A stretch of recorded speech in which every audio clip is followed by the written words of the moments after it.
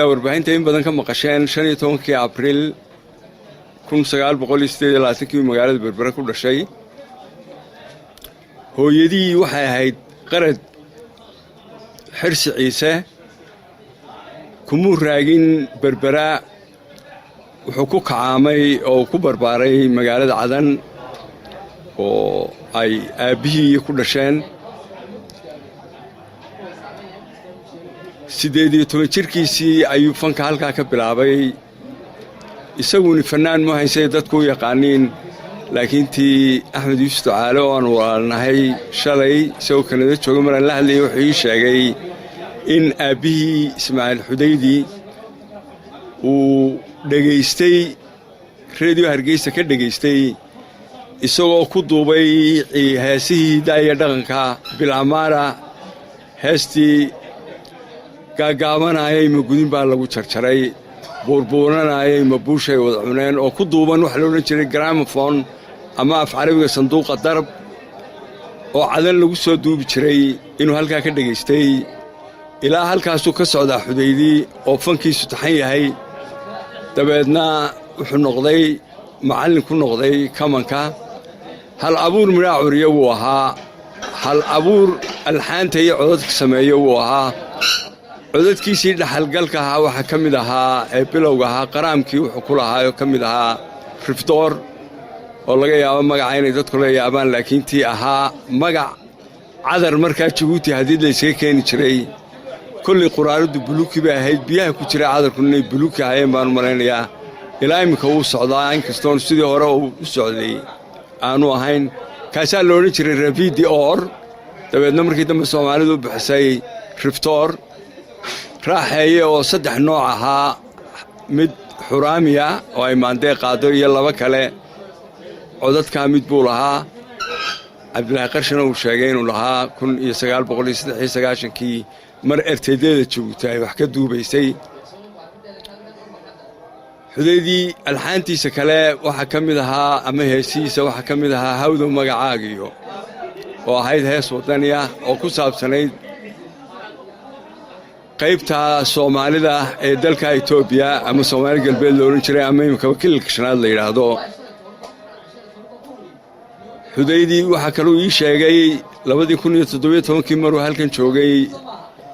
codadkiisana ka mid ahaa cod loo oran jiray jiib oo qaadi jiray Maxamed Axmed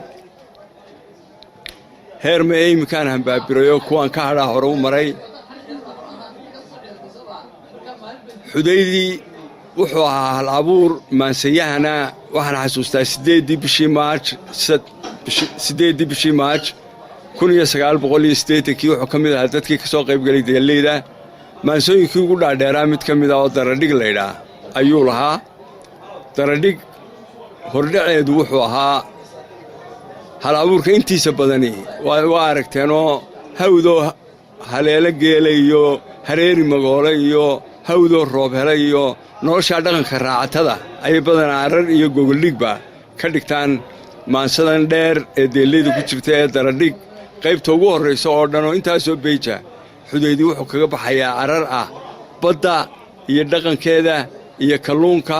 iyo doonyaha iyo suugaan ku saabsan nolosha badeed nolosha doonyeed nolosha kalluumaysi oo aad qiimo u leh waan xasuustaayo beydadkii ku jiray waxa ka mid ahaa gudcurkay ku durugtaa cadaday ku darartaa marka badda waa tan la yiraahdo way caariday way fogaataa marna way soo buuxsantaa anu maan moo jirin inay dayaxayo habeenada iyo xidigaha iyo maluugaha ay xiriir la leedahay laakiin sidaasuu Xudaydi leeyahay gudcurkay ku durugtaa cadaday ku darartaa marka hal abuurnimada midhaha alxaanta waynu aragnay uur hooyaha oo baynu aragnay markii uu dayaxay yimid 1961 meedka soo degay hees waxbarashada ahayd oo halkaa ku duubay baynu aragnay marka Xudaydi wuxuu ahaa lama ilaawaankaas suulkiisii iyo saxiixiisii kaga tegay fanka Soomaaliyeed wuxuu ii sheegay in 5 goor guursaday gabadhii ugu horeysay 1950 cadar diiriye waxa ugu dambeysay 9-nadii Quraysh Axmed Cali xudaydi wuxuu ii sheegay 5 dumar ah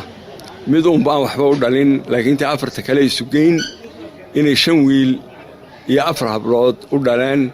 wax ka nool iyo wax dhintay garan maayo laakiin kulli waxaan garanayaa inay imika London hubaal ay joogto inaan markaa la socotay 2017 naxariistii janno ilaahay ha ka waraabiyo qof kaftan meelan oo macaan oo dadka oo dhan la saaxiib oo qaybaha bulshada oo dhan la socdo aad u kaftan badan buu ahaa waxaan garanayaa habeen la weydiiyay isagoo London jooga inuu weligiis